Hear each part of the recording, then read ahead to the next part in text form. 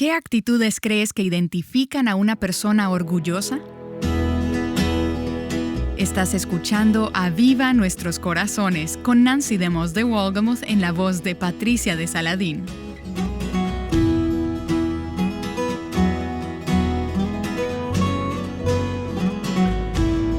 Cuando tu poder está enraizado en el orgullo en vez de en la humildad y en un corazón de sierva, te sentirás amenazada por cualquier persona o cosa que no puedas controlar. La gente orgullosa tiene que tener el control. La gente insegura tiene que estar en control. Tiene que ser a mi manera.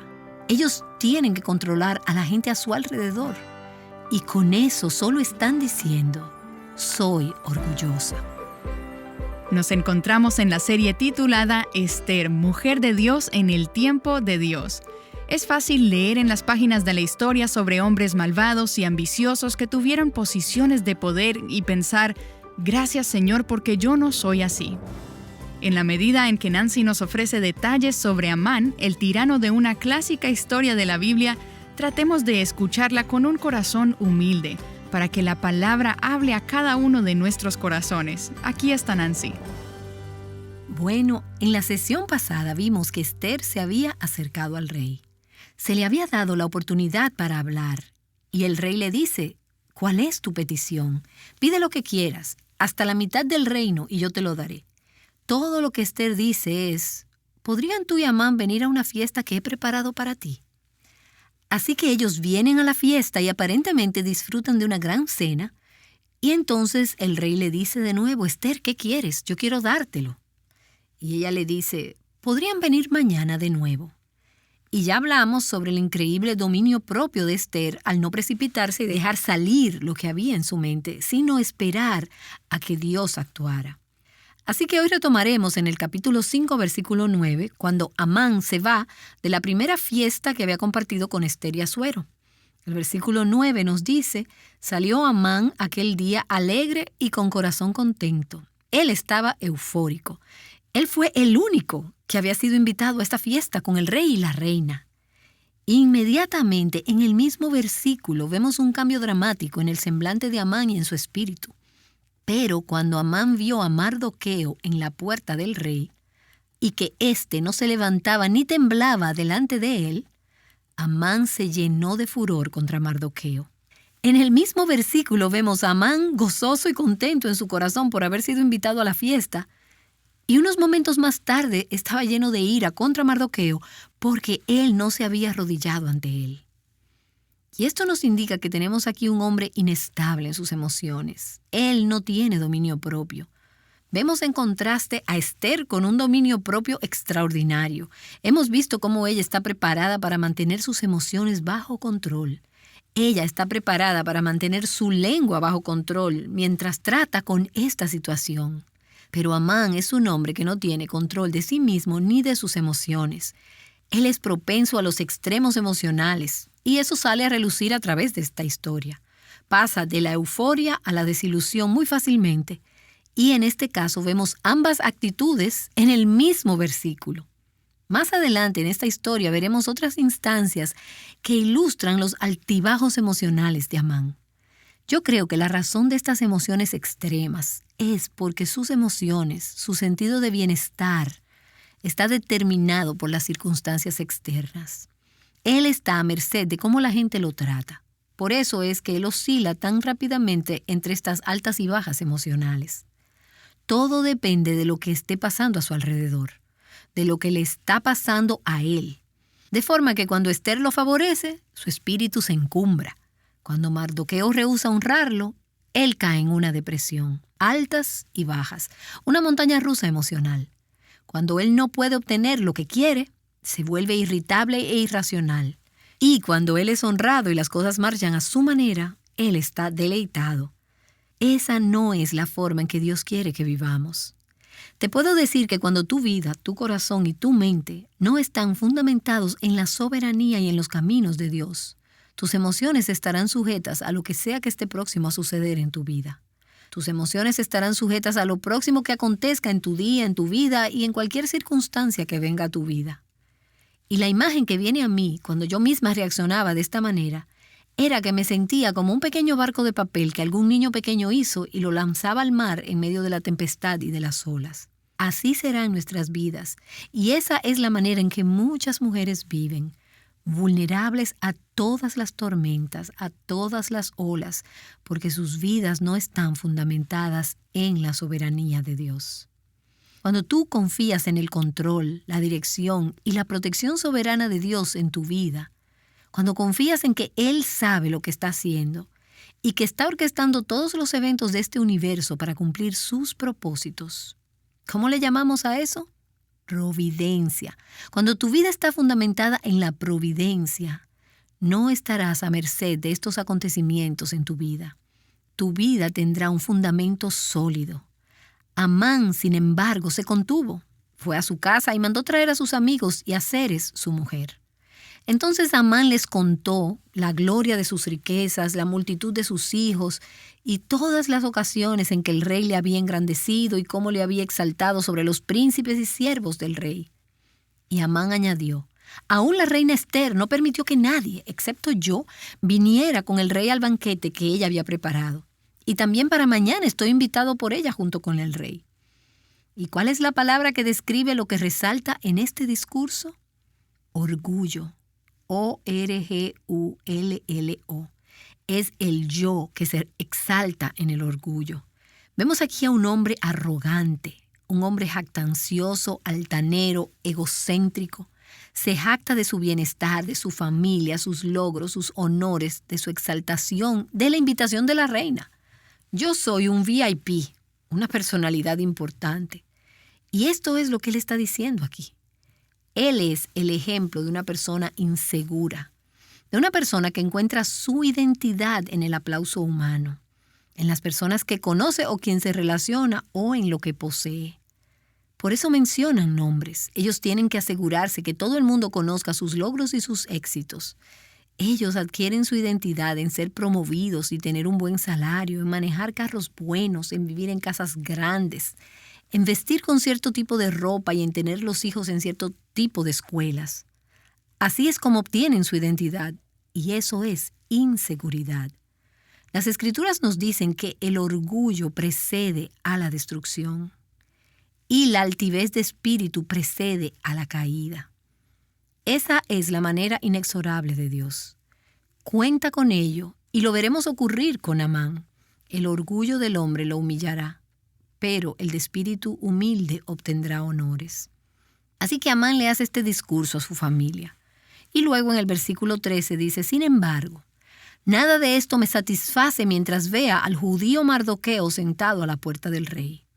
Nos podemos imaginar hasta su mandíbula firme, su rostro, su semblante endurecido. Tengo todas estas increíbles bendiciones, excepto esta sola cosa, esta persona en mi vida.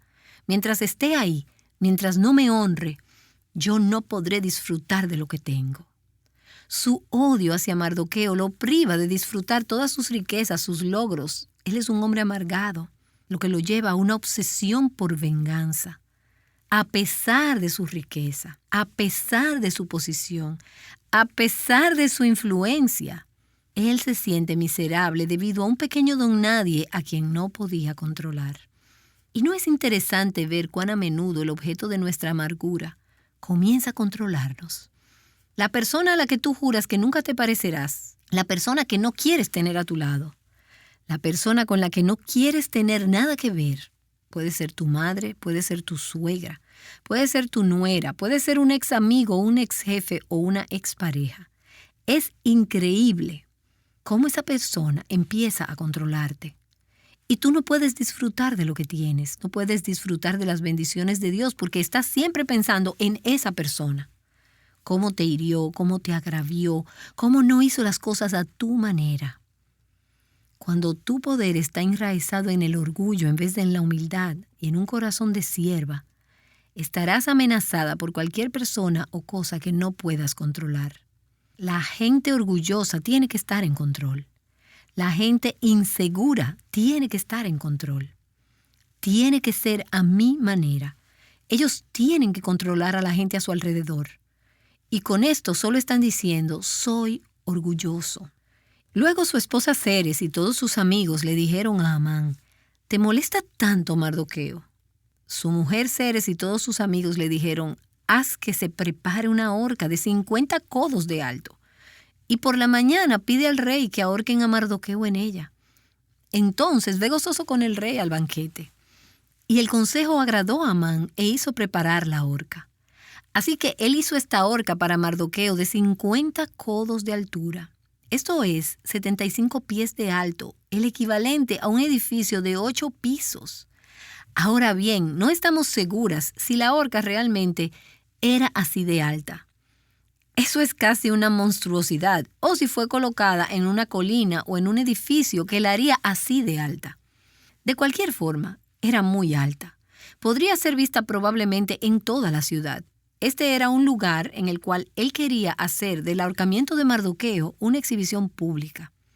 Y esto es lo que él hace. Él hace una horca. Él erige un mástil a sugerencia de su esposa.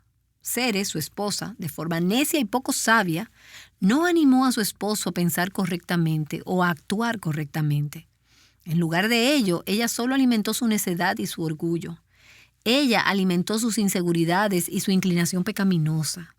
Y ella lo habilita para continuar abriéndose paso hacia adelante en su necio orgullo, y no se da cuenta que lo que le está proponiendo es preparar su propia horca. ¿Qué clase de consejos le das tú a tu esposo o a tu jefe o a tu amigo cuando ellos están empeñados o resueltos en hacer algo? Tú puedes dar un buen consejo o puedes dar un mal consejo. Digamos que es tu esposo quien llega a casa y se le ha ocurrido esta loca idea y está enojado por algo que pasó en el trabajo. ¿Alimenta su decisión equivocada y su pensamiento necio? ¿Tomas la ofensa para ti? ¿Le echas gasolina al fuego de su orgullo y de su ira? ¿O le hablas respetuosamente la verdad? Sin entrar en una discusión con él, le preguntas: ¿has considerado? ¿Podría ser posible que? Quizás deberías mirar las cosas de esta manera, dando consejo respetuoso y piadoso. Sin embargo, en esta situación, incluso Zeres cae de manera inconsciente en el plan providencial de Dios al decirle a Amán que construya la horca para Mardoqueo. Y de nuevo aquí vemos en acción la providencia de Dios con una P mayúscula. Ahora, al pensar en este pasaje en el que hemos reflexionado hoy, parecería que las cosas se están poniendo peor. Si Ester y Mardoqueo supieran lo que estaba pasando, si ellos hubieran sabido lo enojado que estaba Amán, si ellos hubieran sabido que él estaba construyendo esa horca, quizás pensarías que ellos se hubieran asustado. Esta situación está empeorando. Hemos orado, hemos ayunado, pero esto no está funcionando. Y es ahí cuando necesitamos recordar que Dios aún está en control, que Dios está trabajando detrás de la escena, que Dios está ordenando de manera providencial todas las cosas para llevar a cabo sus propósitos en esta situación. Dios dice que Él hará que aún la ira del hombre le alabe. ¿Y cómo Él hace esto? No lo sé, es un misterio. La providencia es un misterio. Si nosotras pudiéramos adivinarlo, nosotras seríamos Dios, pero no somos Dios. Por eso es que tienes que confiar y recordar esto cuando estés atravesando ciertas situaciones en tu vida, muchas de las cuales están enredadas y echadas a perder simplemente porque así es la vida en este planeta caído. Recuérdalo en tu casa, recuérdalo en la iglesia, recuérdalo en tu lugar de trabajo. Dios está en acción. Él está detrás de la escena. Él está orquestando los eventos. Él está causando que todas las cosas cooperen para el bien de aquellos que le aman y son llamados conforme a su propósito.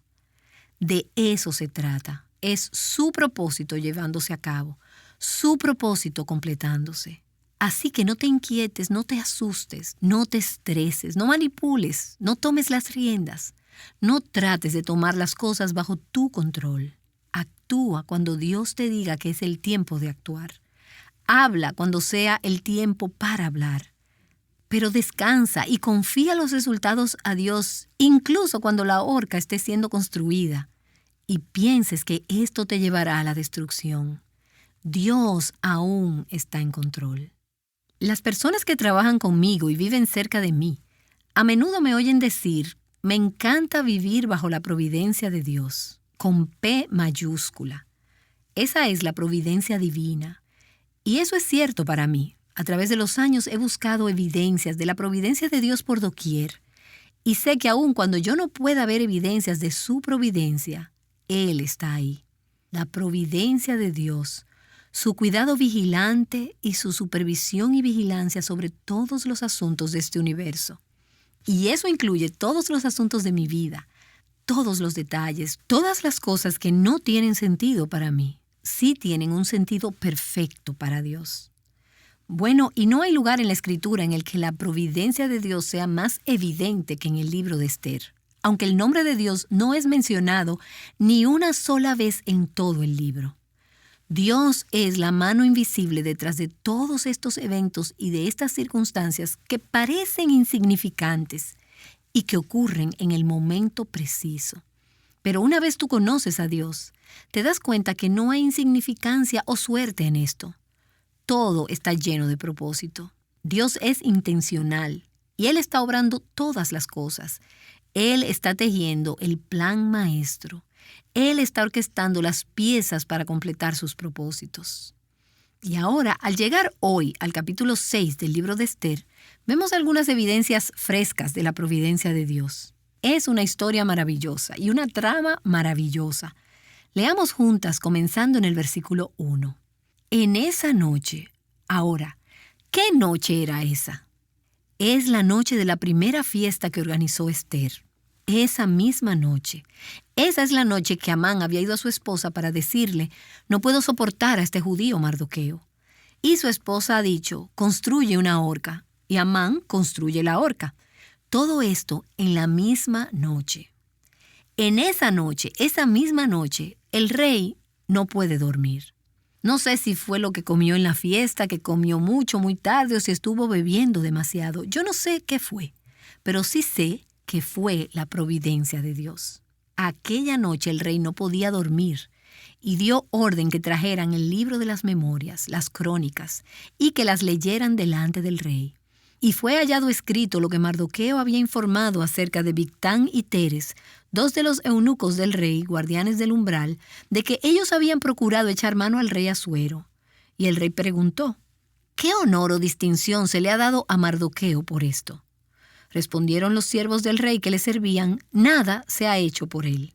Ahora ves toda una serie de eventos y factores aparentemente insignificantes que cooperan entre sí perfectamente.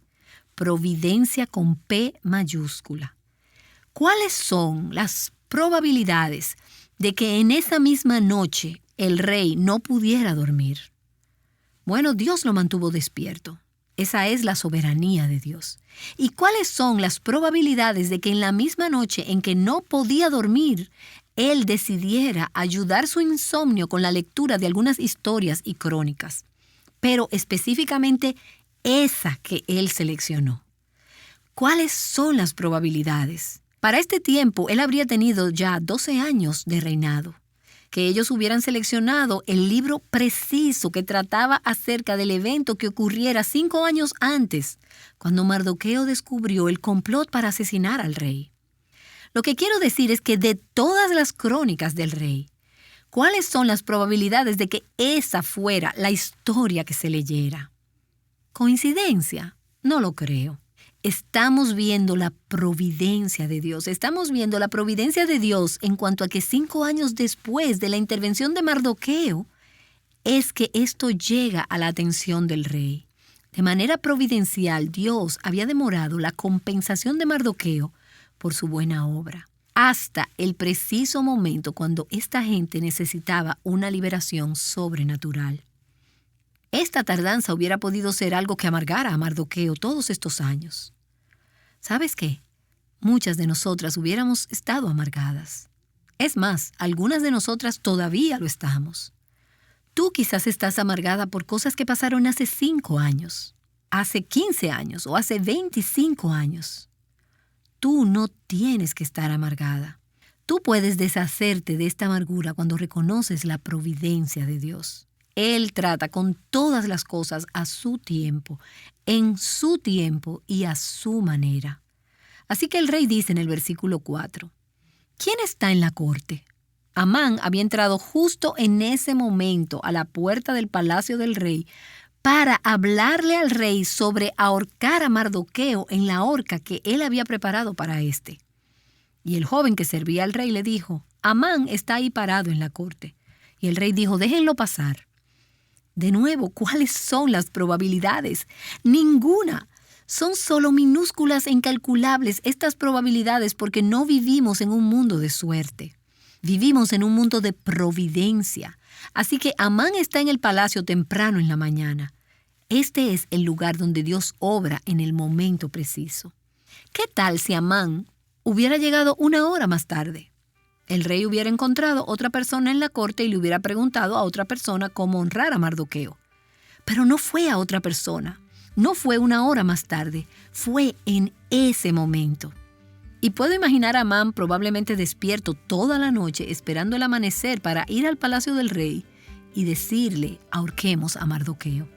Así que Amán entra al palacio preparado para dar su discurso de ahorquemos a Mardoqueo. Pero antes de que él pudiera sacar palabras de su boca, en el momento preciso de Dios, el rey decidió pedirle a Amán consejos sobre cómo honrar a Mardoqueo. Así que vemos que Dios está a cargo. Dios está a cargo. Él está a cargo de decisiones aparentemente insignificantes, agendas, planes, decisiones, elecciones. No existe la suerte en este mundo. Es la providencia de Dios. Algunas veces la puedes ver en acción y aun cuando no puedas verla, confía que Él aún está en acción. ¿Está tu sentido de bienestar determinado por las circunstancias externas y por lo que no puedes controlar? ¿O están tu mente y tu corazón fundamentados en la providencia de Dios? Nancy regresará en breve. Espero que hayas podido identificar las actitudes que resaltan tu orgullo. Esto no es para desanimarte, todo lo contrario. Crecer en humildad te bendecirá a ti y a las personas que te rodean. Para ayudarte en tu diario caminar de fe, haz uso de los recursos que tenemos disponibles para ti en avivanuestroscorazones.com. Visita los diferentes blogs y sigue las lecturas que diariamente publicamos para ti. Bueno, ¿y en qué has estado meditando a lo largo de la enseñanza de hoy? Aquí está Nancy de regreso con su respuesta a esta pregunta. Mientras meditaba en este pasaje, tomé un tiempo solo para pensar en retrospectiva a través del curso de mi vida. Traté de ver hacia atrás, aproximadamente 50 años, para hacer una cronología del obrar de Dios que ahora puedo ver más claramente en retrospectiva, a través del espejo retrovisor. Cosas que no pude ver en aquel momento, pero que ahora puedo ver, fueron claramente evidencias de la providencia de Dios.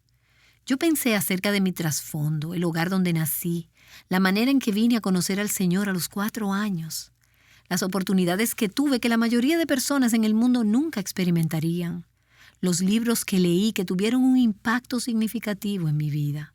Hablando de leer las crónicas, cuando aún era una niña pequeña, Dios puso en mis manos algunas biografías de misioneros, registros de avivamientos que me pusieron una carga y una pasión por el avivamiento. Fue la providencia de Dios.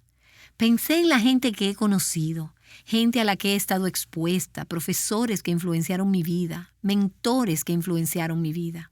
Pensé en el primer trabajo al que apliqué, un ministerio de una iglesia local, y cómo fui rechazada. Estaba decepcionada, abrumada en ese momento. Mi orgullo había sido herido y no podía creerlo, no podía entenderlo. Bueno, ahora miro hacia atrás y cómo le agradezco a Dios porque pienso cómo todo el curso de mi vida habría sido diferente de no haber sido por esa desilusión y por otras desilusiones en mi vida. Pienso en maneras en que yo le he hecho daño a otros y he tomado decisiones tontas, pero cómo Dios en su providencia ha gobernado y prevalece sobre esas situaciones.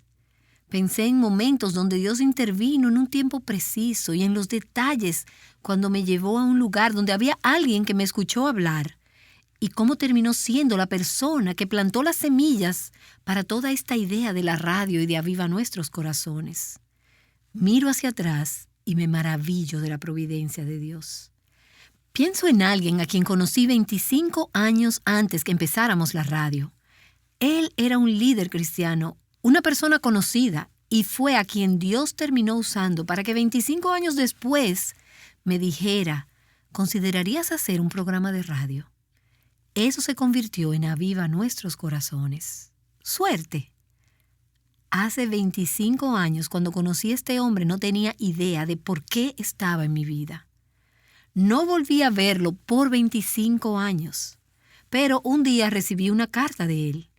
Él había pensado sobre un programa de radio para mujeres y Dios había puesto mi nombre en su corazón. ¿Suerte? No lo creo. Esto es providencia, providencia, providencia total. Y déjame animarte a hacer lo mismo. Mira hacia atrás a través de tu vida y pídele a Dios que abra tus ojos para ver las evidencias de su providencia en tu vida. Escríbelas. Es buena idea ponerlo en tu diario para que puedas verlo, asombrarte y maravillarte ante la providencia de Dios. Y después de haber visto hacia atrás, mientras ves hacia el futuro, mientras ves las situaciones en las que estás ahora mismo que parecen no tener esperanza y que son confusas, confía en que Dios está todavía trabajando en su providencia para completar sus propósitos en tu vida.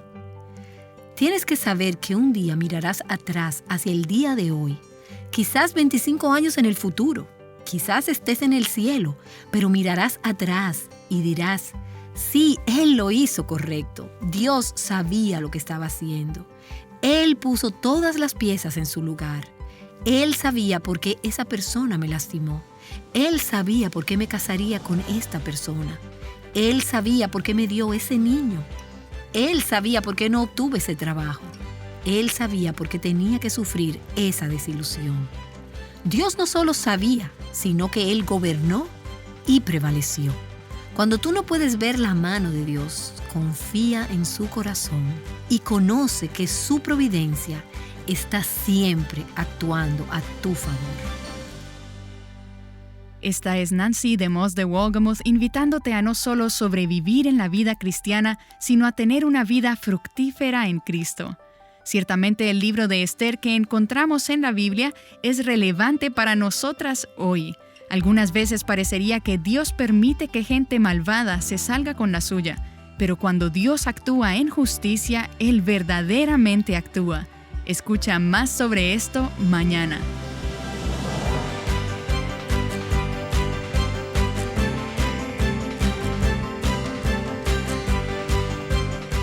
Escudriñando la Escritura juntas, Aviva Nuestros Corazones con Nancy DeMoss de Wolgemuth es un ministerio de alcance de Life Action Ministries.